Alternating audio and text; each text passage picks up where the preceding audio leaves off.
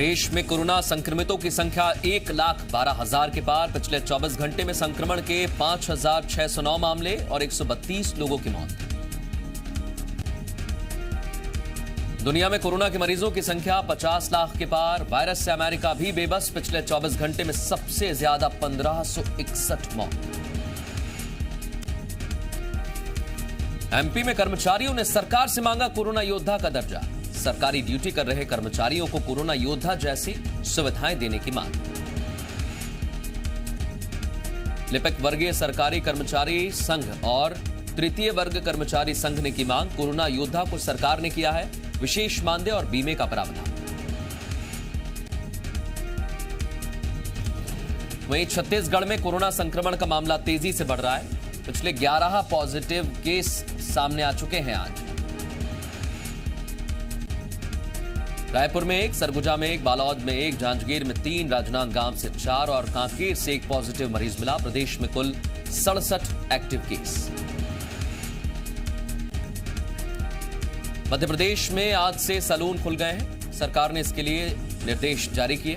हालांकि इसके लिए काफी सख्त नियम बनाए गए हैं। खांसी, जुकाम, बुखार और गले में खराश वाले लोगों को सैलून में एंट्री नहीं मिलेगी। वहीं सोशल डिस्टेंसिंग के साथ ही सैलून कर्मचारियों को मास्क लगाना अनिवार्य होगा और तौलिया भी एक बार इस्तेमाल करना होगा। कोरोना संकट के बीच छत्तीसगढ़ में भूपेश बघेल ने पूर्व प्रधानमंत्री राजीव गांधी की पुण्यतिथि पर राजीव गांधी किसान न्याय योजना की शुरुआत की। योजना के शुभारंभ के मौके पर राहुल गांधी और सोनिया गांधी भी वीडियो कॉन्फ्रेंसिंग के जरिए जुड़े। इस योजना के तहत 4 किस्तों में 19 लाख किसानों के खाते में 5700 करोड़ रुपए ट्रांसफर किए गए। साथ ही 2019 से खरीफ की धान और मक्का जैसी फसलों पर किसानों को अधिकतम 10,000 रुपए प्रति एकड़ की दर से सहायता राशि दी जाएगी। पूर्व पीएम राजीव गांधी की पुण्यतिथि पर आज रायपुर विधानसभा में कार्यक्रम का आयोजन किया गया। इस दौरान विधानसभा अध्यक्ष ने राजीव गांधी की फोटो पर फूल चढ़ाए और श्रद्धांजलि दी। इस दौरान विधानसभा अध्यक्ष चरणदास महंत ने अधिकारियों और कर्मचारियों को आतंकवाद और हिंसा के खिलाफ और सभी वर्गों के बीच शांति, सामाजिक सद्भाव और सूझबूझ कायम करने के लिए शपथ दिलाई। छत्तीसगढ़ में राजीव गांधी किसान न्याय योजना की शुरुआत पर बीजेपी ने साधा निशाना। बीजेपी ने कहा कांग्रेस ने न्याय नहीं अन्याय योजना की शुरुआत की। किसानों को प्रति एकड़ 10,000 रुपए दिए जा रहे हैं, जबकि 685 रुपए प्रति क्विंटल का वादा किया गया था। मध्य प्रदेश में फसलों पर टिड्डियों के हमले की समस्या को लेकर मुख्यमंत्री का ट्वीट। सीएम ने लिखा टिड्डियों से प्रभावित जिलों में जिला प्रशासन की टीम पूरी तरह से मुस्तैद। सीएम ने लिखा किसानों के साथ मिलकर इनसे बचाव की रणनीति पर टीम काम कर रही है। स्थिति पर हमारी नजर है, इसका मुकाबला करेंगे और जीतेंगे। पूर्व मुख्यमंत्री कमलनाथ ने केंद्र से मिली राशि को लेकर सीएम शिवराज सिंह चौहान पर साधा निशाना। मुख्यमंत्री पर झूठी वाहवाही करने का आरोप लगाते हुए किसानों को उनकी उपज का मूल्य चुकाया है, न कि उन्हें कोई राहत दी है।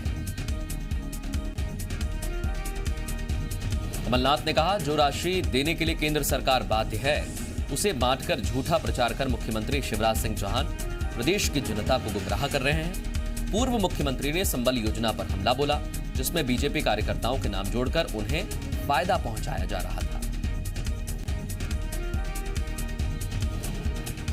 पूर्व मंत्री डॉक्टर गोविंद सिंह ने कांग्रेस छोड़कर बीजेपी में शामिल हुए पूर्व विधायकों पर हमला बोला। कहा जो लोग बीजेपी में गए हैं वो पछताएंगे। अभी चुनाव आने वाले हैं, आटे दाल के भाव पता चल जाएंगे। आरएसएस और बीजेपी समानांतर निर्दलीय उम्मीदवार लड़ाने की योजना बना चुकी है। इन सबको हराया जाएगा।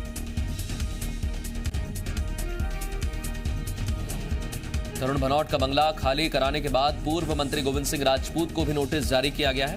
पूरे मामले पर पूर्व मंत्री गोविंद सिंह ने कहा अगर शिवराज सिंह मौखिक आदेश भी दे देते तो मैं अपना सामान सड़क पर रख लूंगा, लेकिन किसी के सामने भीख नहीं मांगूंगा।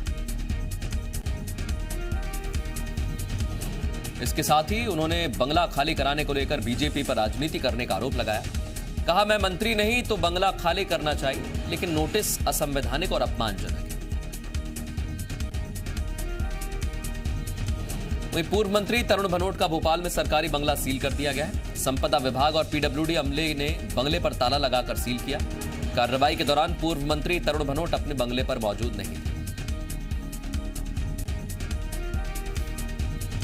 मध्य प्रदेश में पूर्व सीएम कमलनाथ और पूर्व मंत्रियों से बंगला खाली कराने को लेकर गृह मंत्री नरोत्तम मिश्रा ने सामान्य प्रक्रिया बताया।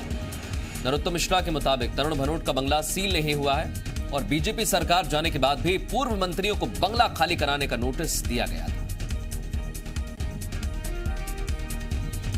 कांग्रेस विधायक कुणाल चौधरी ने इस मुद्दे को राजनीति से प्रेरित बताते हुए कहा है, बीजेपी के मुताबिक कानून सबके लिए एक जैसा बर्ताव करता है और बंगला खाली कराने की प्रक्रिया पूरी संवेदनशीलता के साथ की जा रही है।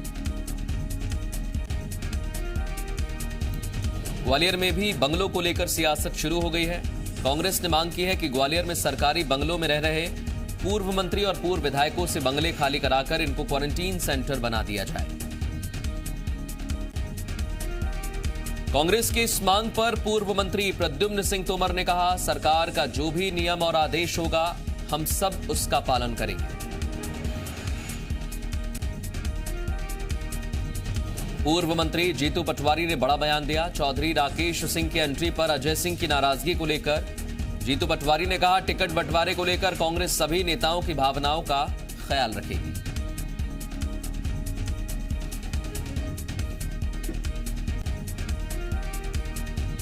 जीतू पटवारी ने साफ कर दिया कि बीजेपी से नाराज किसी भी नेता पर हम डोरे नहीं डाल रहे हैं। जिस दिन चुनाव होगा उस दिन बीजेपी को धूल चटा देंगे।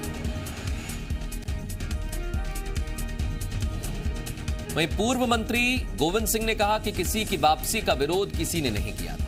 अजय सिंह ने यह कहा था कि चौधरी राकेश सिंह का विधानसभा के उपनेता रहते पार्टी छोड़कर जाना अनुशासन के विरुद्ध था।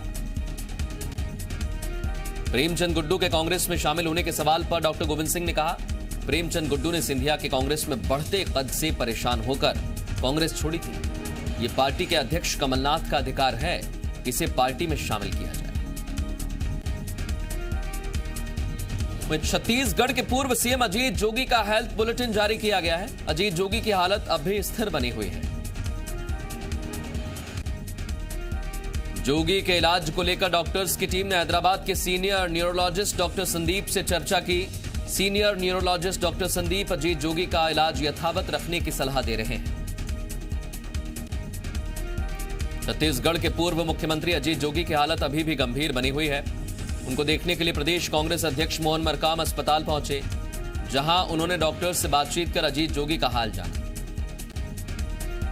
इस दौरान उन्होंने अजीत जोगी के परिवार वालों से भी मुलाकात की और कहा कि इस घड़ी में सरकार उनके साथ है। बता दें, अजीत जोगी फिलहाल वेंटिलेटर पर हैं।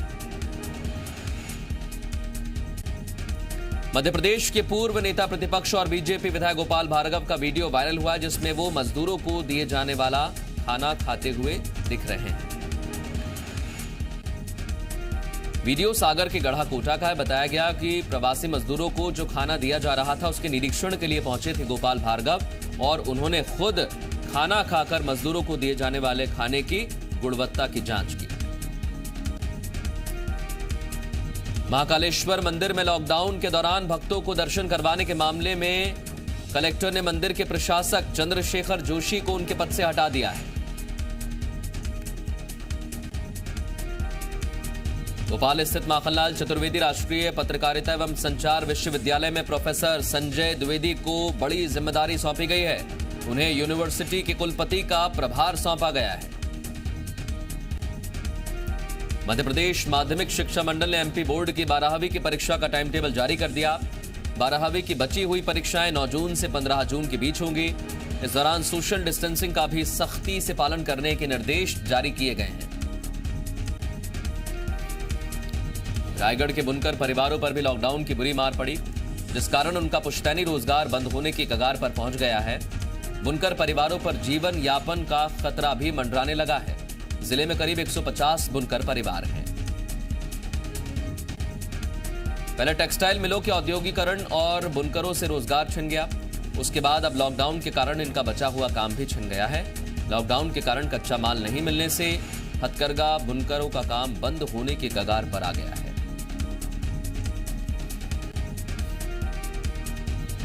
इंदौर के सावेर में शिवराज सरकार के मंत्री तुलसी सिलावट सहित कई विधायक और सांसद पहुंचे तो लोगों का हुजूम लग गया। ना तो सोशल डिस्टेंसिंग का ख्याल रखा गया और ना ही मंत्री जी ने लोगों को नियम कायदे बताए। तुलसी सिलावट सावेर से उपचुनाव लड़ सकते हैं। ऐसे में वो लगातार इंदौर और भोपाल के चक्कर काट रहे हैं। इसी कड़ी में वो सावेर में अपने कार्यकर्ताओं के बीच पहुंचे थे।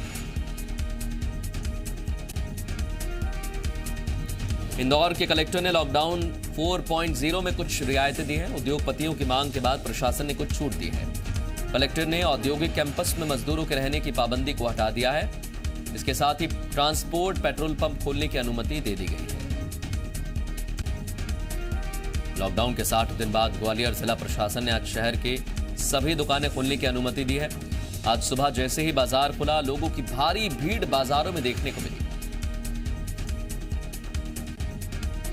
ग्वालियर में 80 से ज्यादा कोरोना संक्रमित मरीज मिले हैं, जिनमें लगभग 55 एक्टिव मरीज हैं। ऐसे में बाजारों का पूरी तरीके से खोलना और उस दौरान सोशल डिस्टेंसिंग का पालन ना होना, कहीं कोरोना का संक्रमण फैल ना जाए, ये खतरा बना हुआ है। मध्य प्रदेश में शराब की दुकान ना खोलने को लेकर लिकर एसोसिएशन ने बड़ा फैसला लिया। कोरोना संकट में जनता और कर्मचारियों के हित को देखते हुए लिकर एसोसिएशन ने ना खोलने का फैसला लिया है। सरकार ने प्रदेश में शराब दुकानें खोलने का आदेश दिया है, लेकिन सरकार के आदेश के बाद भी लिकर एसोसिएशन शराब दुकानें खोलना नहीं चाहता। मंगलवार को एसोसिएशन के सदस्यों ने मंत्री नरोत्तम मिश्रा से भी मुलाकात की थी।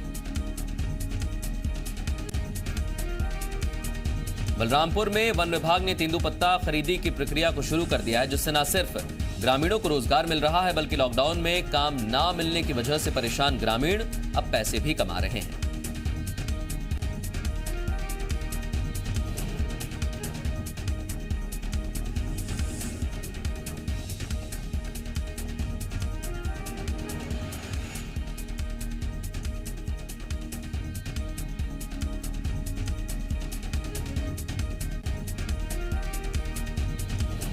लॉकडाउन के चलते रायगढ़ में बिजली बिल के भुगतान में भारी कमी आई है।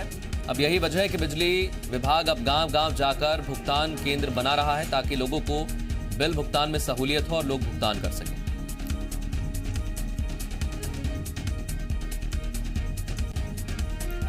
बिजली विभाग के अनुसार अभी तक 8 करोड़ रुपए का ही भुगतान हुआ, जबकि मार्च महीने में 25 से 30 करोड़ रुपए का भुगतान हो रहा है। बता दें कि पिछले 2 महीने में लगभग 140 करोड़ का बिजली बिल बकाया रह गया है, जिसमें 65 करोड़ से भी ज्यादा का बकाया उद्योगों का है। ग्वालियर में एक बच्चे को जिंदा बचाने वाले महेश बाथम को नगर निगम ने सम्मानित किया है। इसके साथ ही उन्हें आउटसोर्सिंग के जरिए फायर ब्रिगेड ने अमले में नौकरी भी दी है। कोरोना काल में सिवनी पुलिस ने रमजान की नमाज घरों में ही अदा करने की अपील की। कोतवाली थाना पुलिस ने मुस्लिम समाज के लोगों के साथ बैठक की, जिसमें पुलिस अधिकारियों के साथ शहर काजी, मौलाना समेत कई लोग शामिल हुए। बेमेतरा में प्रवासी मजदूरों से भरी एक बस को ट्रेलर ने टक्कर मार दी। हादसे में 2 की मौके पर ही मौत हो गई।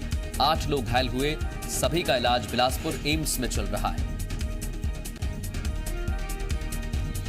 कोरोना संकट के बीच बेमेतरा में क्वारंटीन सेंटर में मजदूर की मौत हो गई। हालात ये बन गए कि स्वास्थ्य कर्मी 3 घंटे तक कमरे के अंदर नहीं गए। बाद में पूरे एहतियात के साथ मजदूर के उसकी शव को बाहर निकाला गया और उसका सैंपल लिया गया। धार के बदनावर में बड़ौदा गेहूं उपार्जन केंद्र पर किसानों में आपस में बवाल हो गया। नंबर को लेकर यह विवाद शुरू हुआ। मारपीट तक बात पहुंच गई। किसानों के बीच जमकर लात घूंसे चले। काची बड़ौदा के किसान विनोद नागर अपनी उपज लेकर सोसाइटी पहुंचा था। इस दौरान तौलने की बात को लेकर विवाद हो गया। कहासुनी के बाद मारपीट हुई। पुलिस ने पहुंचकर मामला शांत कराया। शाहजहांपुर में 2 गुट आमने सामने आ गए। धीरे धीरे विवाद इतना बढ़ गया कि दोनों ओर से पथराव हुआ। आधे घंटे तक हुए बवाल में 4 लोग घायल हो गए। पुलिस के पहुंचने के बाद मामला शांत कराया गया। ग्वालियर की गश्त का ताजिया चेकिंग पॉइंट पर एक युवक ने हंगामा किया। मास्क लगाने को लेकर पुलिस कर्मियों से भिड़ गया युवक और बदसलूकी के साथ ही मारपीट का प्रयास भी किया। जानकारी के मुताबिक पुलिस कर्मियों ने उसे रोकने की कोशिश की तो उसने पत्थर से हमला कर दिया। युवक नशे की हालत में था।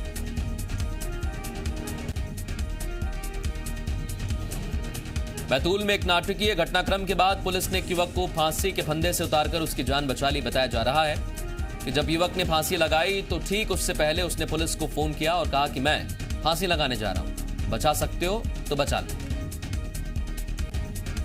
फोन कॉल आने के बाद पुलिस तुरंत हरकत में आई और मौके पर पहुंचकर युवक को फांसी के फंदे से उतारा।